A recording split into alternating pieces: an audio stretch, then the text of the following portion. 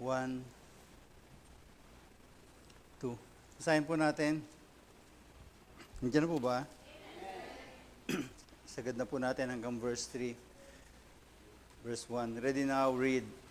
Now faith is the substance of things hoped for, the evidence of things not seen. For by it the elders obtained a good report. For by so that things which are seen were not made of things which do appear. Let's pray. Salamat po, Lord, sa umagang ito, sa iyong kabutihan sa amin, sa pagdadala niyo mo sa amin sa bahay-sambahan. Salamat, Panginoon, sa iyong kabutihan at sa kabila ng lahat, Panginoon, kami naririto at binigyan mo ng kaligtasan at binigyan mo ng pribilehiyo na magpatuloy. Pangunahan niyo po kami, Lord, ng iyong kapangyarihan ng Banal Espiritu at patawarin po sa mga kasalanan. Ikaw pong may taas sa aming pagpapalakasan at magamit niyo po kami, Panginoon, sa iyong purpose. Ito po yung aming dalangin sa pangalan ng iyong Panginoong Jesus. Amen. Amen. Pwede na pumapo.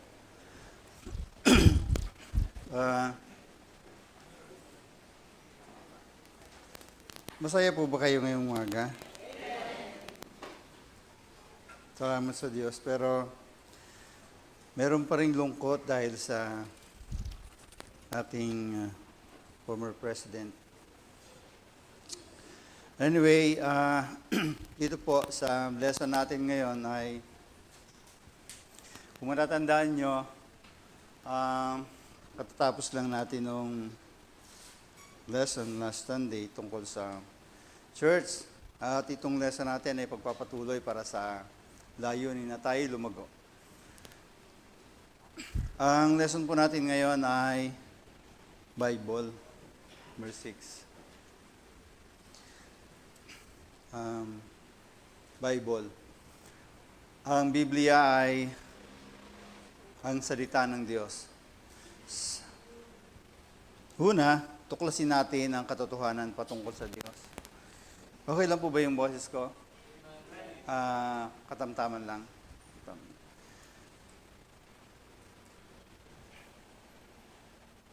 The Bible, hindi naman lingid sa atin na ang Biblia ay salita ng Diyos, pero mahaba o walang katapusan ang pagtuklas sa katotohanan patungkol sa Diyos. Yung iba ay ating bubuksan ngayon at pag-aaralan. Una, nagsasalaysay na kung papaanong inilikha ng Diyos ang lahat ng mga bagay. So, ang Biblia, dito po sa ating binasa, sinasabi dyan na now faith is the substance of things hoped for, the evidence of things not seen. For by it the elders obtained a good report. Through faith we understand that the worlds were framed by the word of God. So the things which are seen were not made of things which do appear. Sa pasimula, nilikha ng Diyos ang mga bagay, yung creation, sa magitan ng salita. Kaya nga naka-frame alam niyo yung frame, di ba? Pagka maayos ang pagkakagawa niya, pag nakasabit na o nakadisplay na. Maski yung mga, ibig sabihin, orderly, ando doon na yung pagkakagawa ng Diyos sa sangkatauhan, sa mundo. Kaya nga, yung ibang bagay na, kung titingnan natin, ay buo lang na frame, pero sa kabila noon ay merong mga bagay na hindi natin nakikita. So, ang creation ng Diyos ay maintindihan lang natin sa magitan ng faith, hindi sa magitan ng anumang kaalaman ng tao at anumang obserbasyon natin. Kaya nga ang Diyos, ang salita ng Diyos, is the creative force. No? Yung faith is the creative force behind all existence, and that what we see today came from God's unseen power, not from any natural process or visible material. Ang verse 1, kung papansinin natin, now faith is the substance of things hoped for and the evidence of things not seen. Medyo may taginting na konti yung microphone. So, Dito po sa, dali lang simulan natin dito sa ating pinaka-verse, pinaka-topic.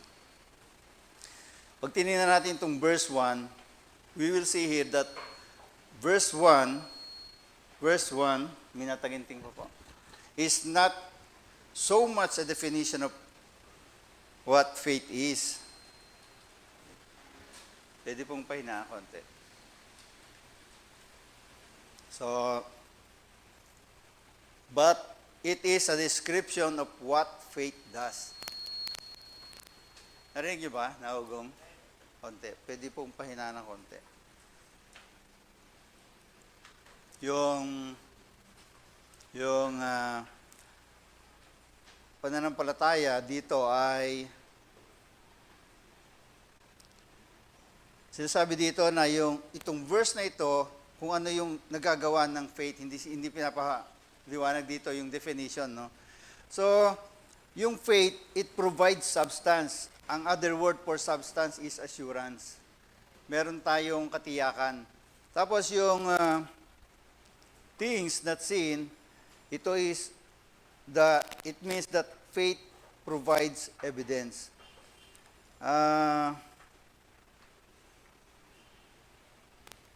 Direkta na natin ihalimbawa sa pag-share ng gospel. Pagka ikaw ay nag-share ng gospel, meron kang pananampalataya na yung isinishare mo ay magbibigay ng liwanag sa iyong sesheran para magkaroon siya ng kaligtasan. Diba? So, ginagawa mo what faith does na isasagawa mo. Bakit mo ginagawa? Dahil may pananampalataya ka. Pag ikaw ay nakakita ng information sa social media, halimbawa sa Facebook, hindi mo yun basta may share. Bakit? Hindi mo naman kabisado wala kang tiwala doon, di ba? Pero yung gospel, yung pananampalataya, naruroon. Di ba? Kung bakit natin nasasagawa. Ang pananampalataya, by the way, nag-aralan natin ng Bible, yung salita ng Diyos. Mahaba ang pagtuklas o walang humpay, walang habang tayo nabubuhay, hindi natin mauubos kung ano ang katotohanan sa patungkol sa Diyos, pero at least alam natin sa magitan ng pananampalataya kung bakit tayo ay nagpapatuloy. Maging yung mga mananampalataya noon, kung paano naiabot sa atin ang gospel dahil meron silang faith. Diba? Meron. Yung faith provides substance, while dito sa things hoped for, but doon sa of things not seen, ito po faith provides evidence. So, itong una of things hoped for, it involves future hope, while the second involves present realities. At saka yung mga unseen. Ganon din, yung substance of things hoped for, ito ay nagpapakita ng unseen resurrection. Yung mga bagay na sa pamagitan ng pagsampalataya natin, sinasampalataya na natin, maging yung pagbabalik ni Kristo. Di ba? Hindi pa natin nakikita, pero inaasahan natin na darating siya at siya'y babalik. Maging yung naririnig natin na glorifications of the saints, yung mga naglilingkod, yung mga saints, tayong mga mananampalataya na makakaranas ng glory sa pagdating ng panahon, yun ay mga things hoped for. Di ba? And then yung things not seen, of things not seen, it involves realities such as the forgiveness of sin through Christ's sacrifice. Alam natin na tayo pinatawad ng Diyos dahil sa sakripisyong ginawa ni Kristo. Hindi natin nakikita yun, but there are things not seen. Now, faith is the substance of the evidence of things not seen. Meron, di ba? So, maging ang ginawang pagsakripisyo ni Kristo at saka yung present intercession of Christ in heaven, alam natin, si Kristo nasa langit, di ba? Hindi natin nakikita, but we have faith na hindi natin nakikita, pinanampalataya na natin. And then, hope is faith relating to the future, while conviction is faith relating to the present. So, mga kapatid, yung pong pagtuklas sa salita ng Diyos ay talagang by faith. Diba? Faith. And then, alam natin na kung paano nilikha ng Diyos ang mga bagay na ito at ang lahat ng mga bagay sa mundo dahil sa kanyang salita, at tayo naman naniniwala dahil sa pagkakaroon natin ng pananampalataya. Kung merong mga tao na hindi naniniwala sa Diyos, di ba? Paano kaya nila nasasabing ito, sino kaya nag-create nitong mundo na ito, di ba? Pero the fact na merong creation, meron talagang creator, di ba? So, the Bible tells us. And then, dito po sa letter B, kapahayagan. By the way, doon sa Hebrews 3:14, 2 Corinthians 9:4, and 2 Corinthians 8 verses 1 to 2, makikita pa rin natin yung mga patungkol dito sa Hebrews 11:1 to 3. Sa letter B, kapahayagan ng pagiging banal ng Diyos at pagiging makasalanan ng tao. Sa Romans 3:10, alam natin, as it is written, there is none righteous, no, not one. There is none that understand it. There is none that seeketh after God. Wala. Wala. Dati sa buhay natin, hinahanap natin, kasiyahan. Di ba? Pag may mga okasyon, yung nga lamang December, yung season ng December 25, hinahanap natin dyan, yung mga magigain natin, di ba? Tapos kung saan ka pwedeng makakuha ng kaligaya o kasayahan. Ibig sabihin, hindi natin naman talaga inuuna ang pagsaliksik sa Diyos. Di ba? Hindi Kaya nga, ang tao ay makasalanan. Alam nyo dito sa verse na ito, there is none that understand it, there is none that seeketh after God. Ito ay kinote ni Apostle Paul. Pero hindi si Paul ang nagsasabi sa atin na tayo makasalanan. It is the Scripture. It is the Bible. Di ba? So, for all have sinned and come short of the glory of God. Universal guilt. Walang sablay. Talaga lahat tayo kasali dyan. Kapahayagan ng pagiging banal ng Diyos at pagiging makasalanan ng tao.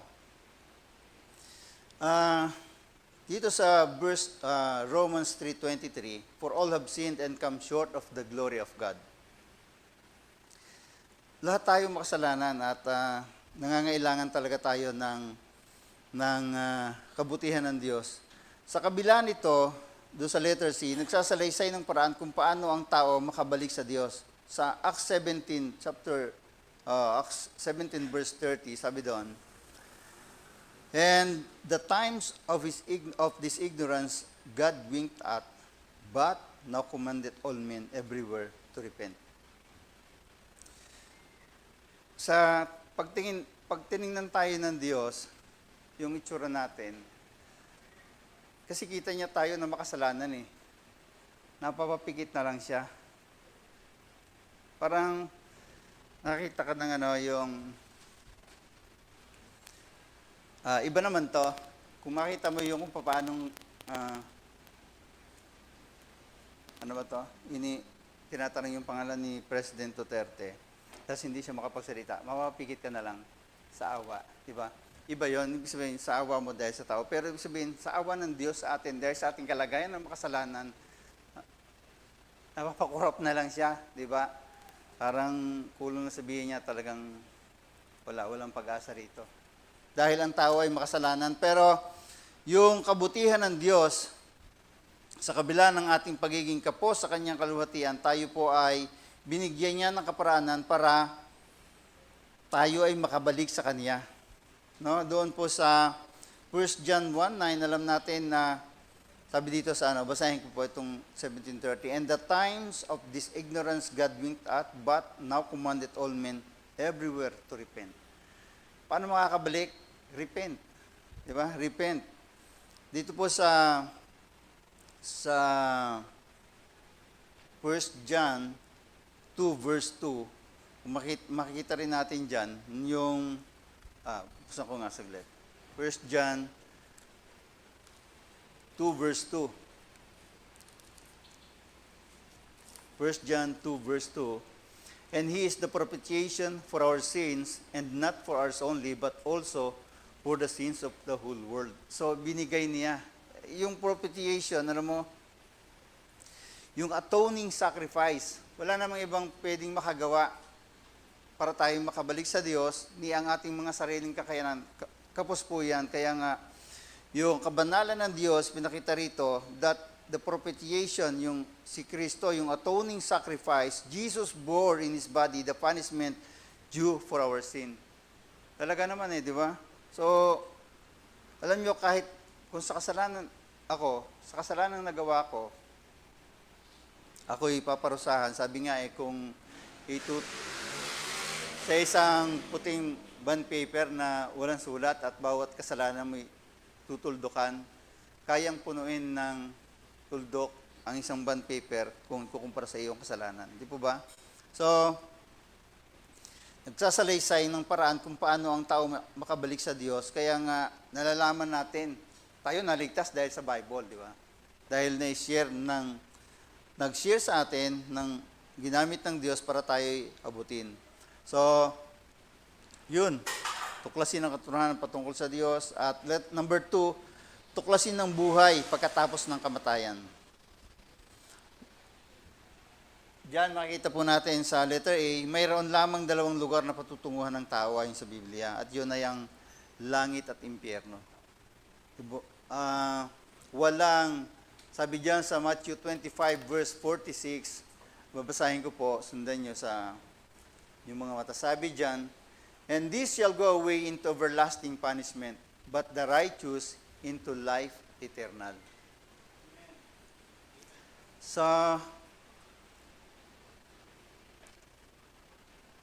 Wala sa Biblia ang purgatorio.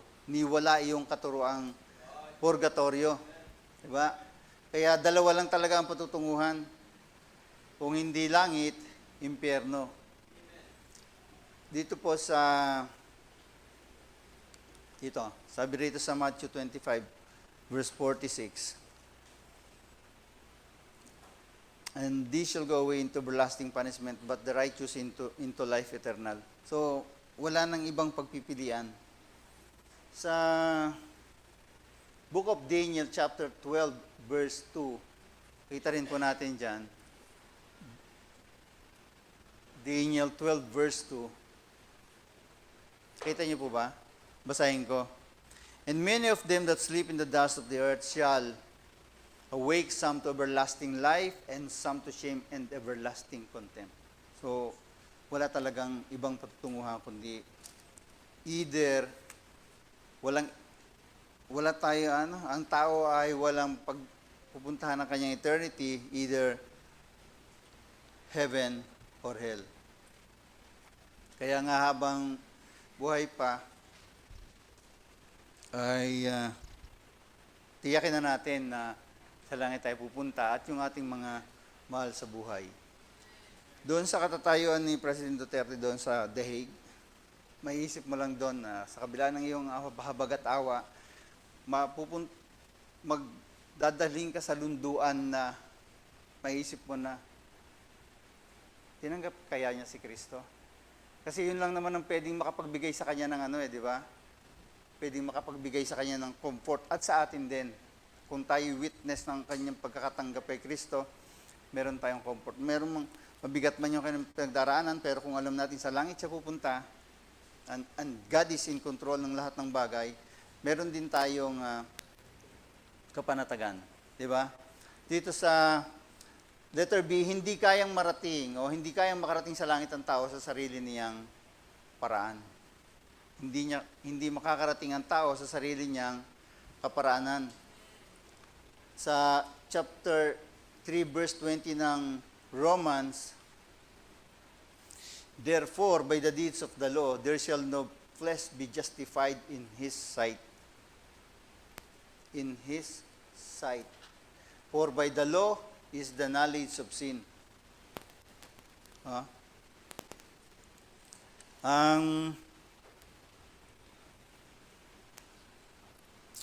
Alam niyo, ang purpose ng batas was to bring conviction and prove guilt. Pero, hindi, kahit pa ikaw ay, kahit pa alam mo ang batas, kahit pa masunod mo lahat ang batas, at wala ka namang kaligtasan, hindi mo naman pinagsiyan yung kasalanan, hindi mo naman tinanggap si Kristo, at wala kang Kristo, hindi mo kaya makarating sa langit, kahit sa ano pang kaparanan. Di po ba? So, diyan din, sabi diyan sa letter C, tuloy-tuloy na natin, ang Diyos, sinugo niya ang kanyang anak upang ibigay ang buhay para sa kaligtasan ng sangkatauhan at tanging pananampalataya lamang sa Panginoong Hesus ang paraan upang makarating tayo sa langit.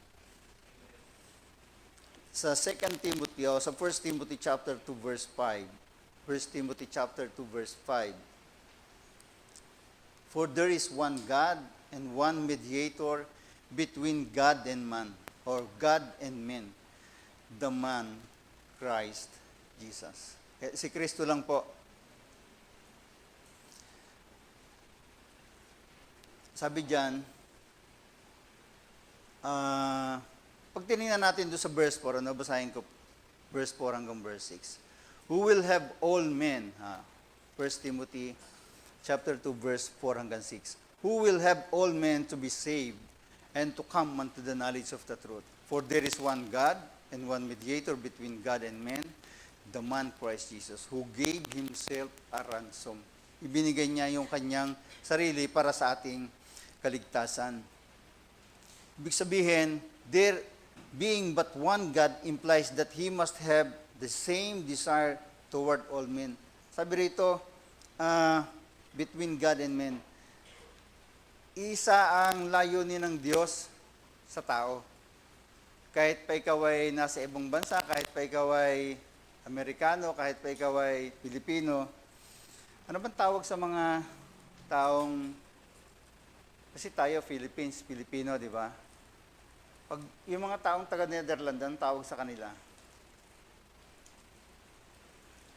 parang galit ang nasa isip nyo, Huwag ganun. Talagang hindi mainam, no? But hindi ko maialis sa isip ko ang nangyayari. Pero balik tayo dito. Sabi dito, there is one mediator, no? It implies that he must have the same desire toward all people, which is their salvation. Salvation, yun ang desire ng Diyos sa lahat. Pag sinabing one mediator, it suggests He's having made the same provision for all people, yung redemption. Ito yung kanyang mediator. Binigyan tayo ng kaligtasan, yung pagkakatubos sa ating mga kasalanan, si Jesus mismo. Jesus gave Himself a ransom for all. Di po ba? Kaya maraming mga tinatawag ang Diyos, ang ino-ordain ng Diyos para manguna sa church at mag-akay ng kaluluwa at may pagpatuloy itong naisin ng Diyos sa sangkatauhan ng mga ligtas. Di ba? Amen po ba? So, number 2. Mabilis lang pala to. Palagay ko mga 3 minutes, tapos na tayo. Number 2, gabay sa pangkasalukuyang pamumuhay. Ito, ang salita ng Diyos ay pagkain spiritual. Nababasa niyo po ba? Nabasahin ko na lang malakas.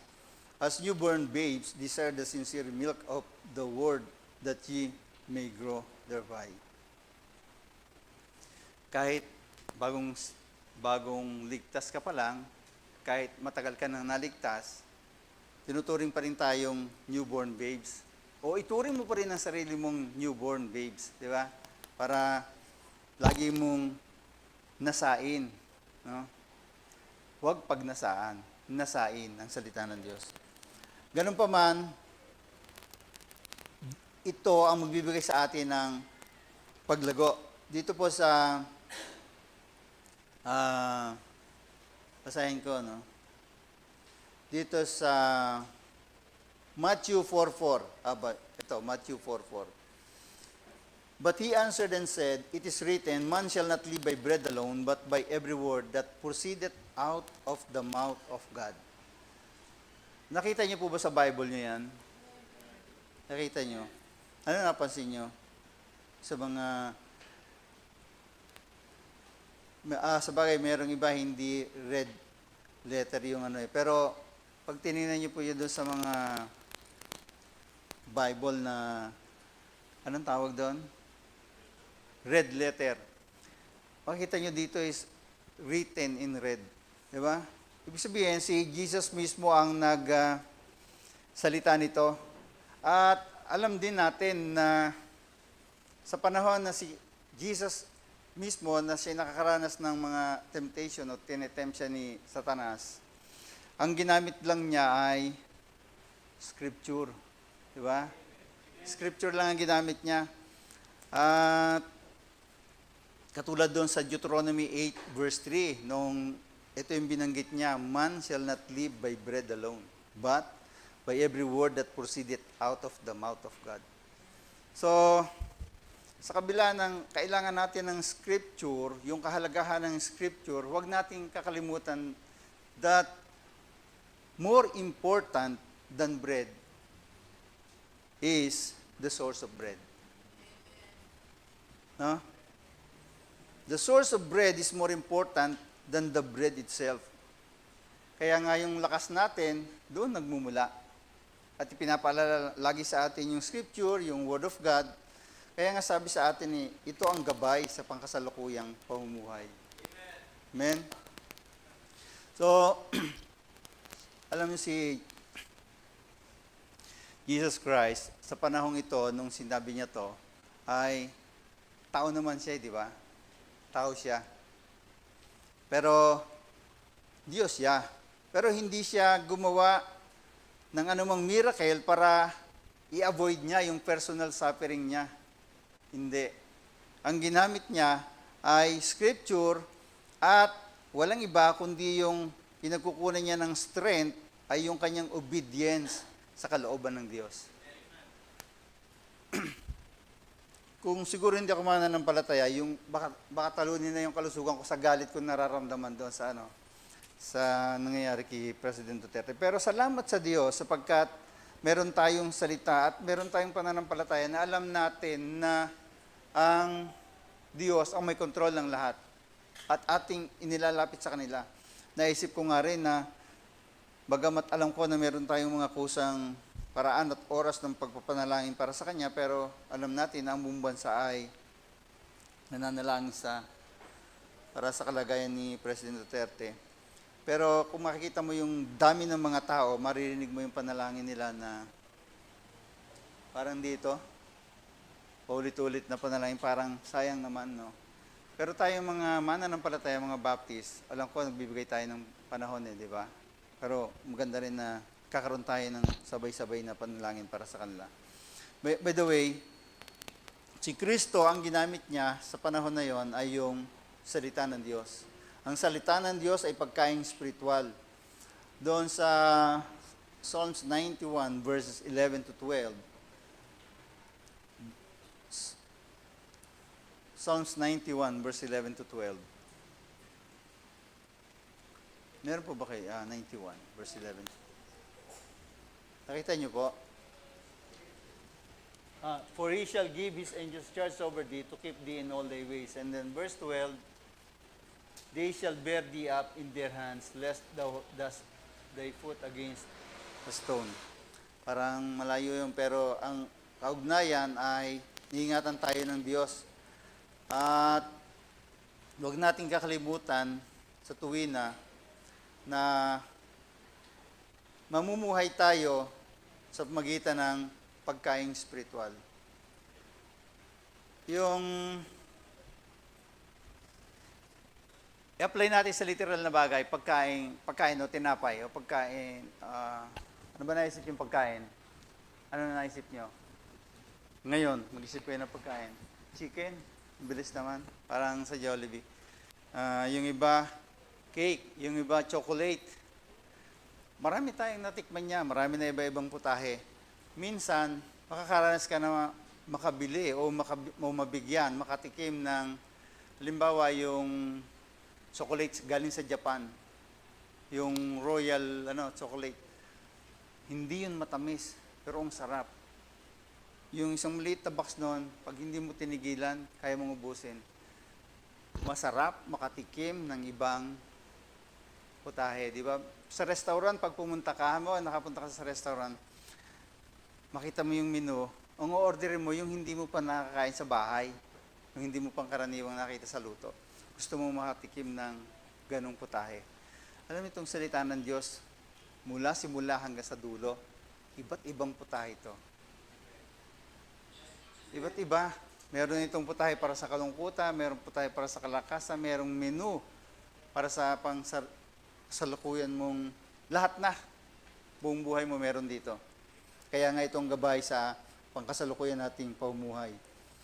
Kung wala nga itong Word of God, di hindi na natin alam kung nasaan tayo, kung anong klase na ang pamumuhay meron tayo. Di po ba? So,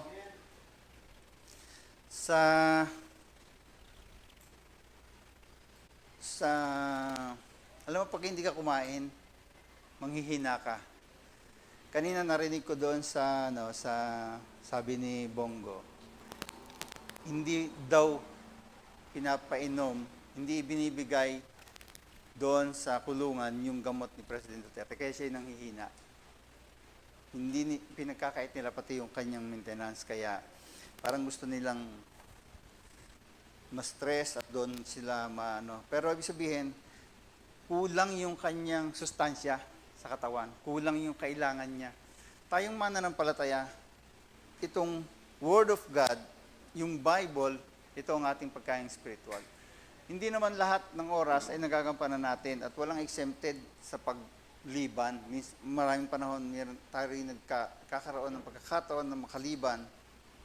Pero lagi tayong pinaalalahanan na ito pa rin yung kailangan natin sa ating pamumuhay. Kaya nga doon sa tingnan din natin saglit yung Deuteronomy 6:16. Deuteronomy 6:16.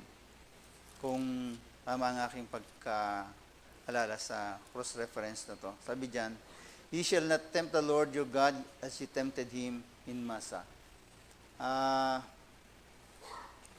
Ito pa rin ang magbibigay sa atin ng lakas sa panahon ng temptation. Kaya nga, araw-araw kailangan natin to. Sa Joshua 1:8, basahin ito araw at gabi. Alam natin to, very, very familiar verse. "This book of the law shall not depart out of thy mouth, but thou shalt meditate therein day and night, that thou mayest observe to do according to all that is written therein, for then thou shalt make thy way prosperous, and then thou shalt have good success." Huwag natin kakalimutan na sinabi to ni Joshua sa panahon na siya naman yung mangunguna, di ba?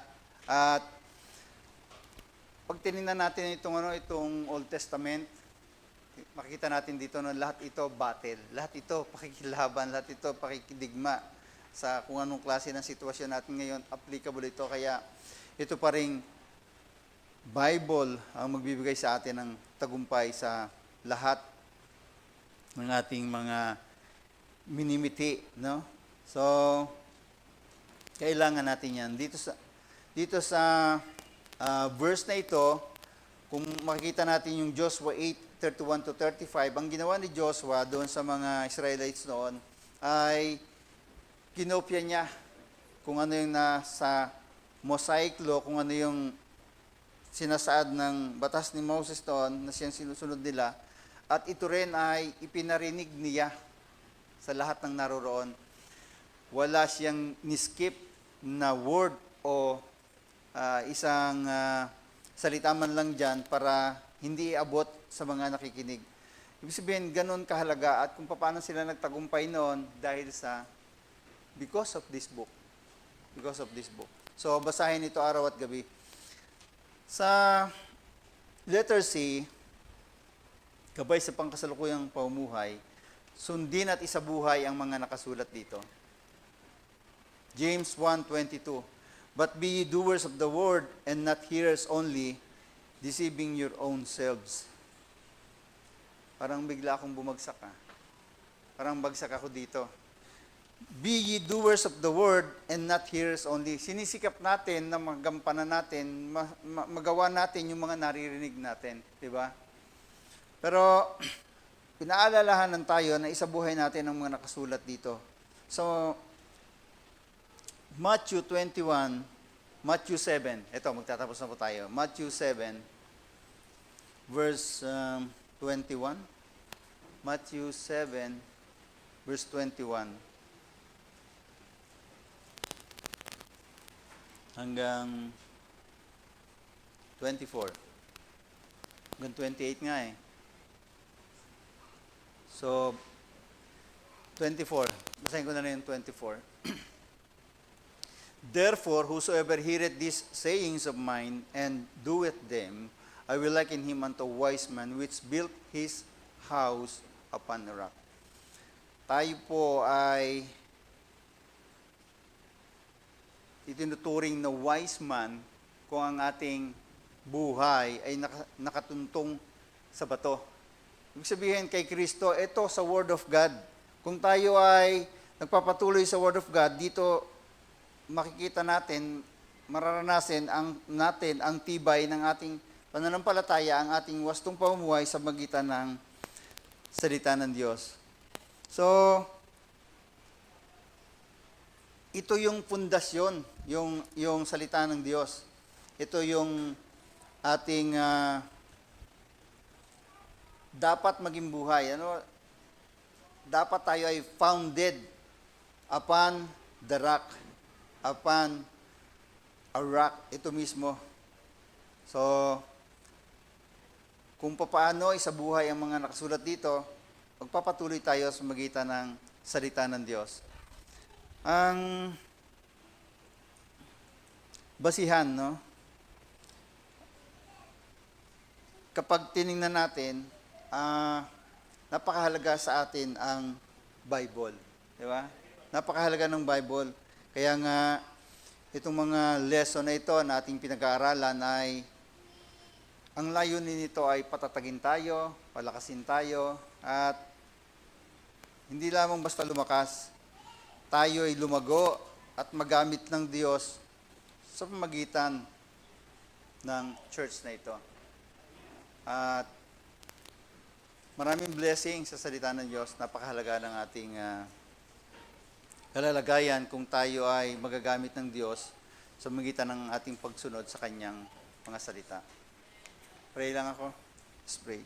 Maraming salamat po muli, Ama, sa iyong kabutihan sa amin at sa lesson, sa Bible, sa privilege, sa kaligtasan, sa kabutihan niyo po, maging sa inyong lingkod, sa inyong pastor, sa church, at sa mga mananampalataya na nagamit niyo noon para iabot sa amin ng kaligtasan. Kami po ay patuloy pong patatagin, palakasin ang pananampalataya, at gamitin niyo po, Panginoon, kami sa iyong layunin. Salamat po, Ama. Pangunahan niyo rin po ang aming bansa at ang aming pong pangailangan sa church. In Jesus' name we pray. Amen.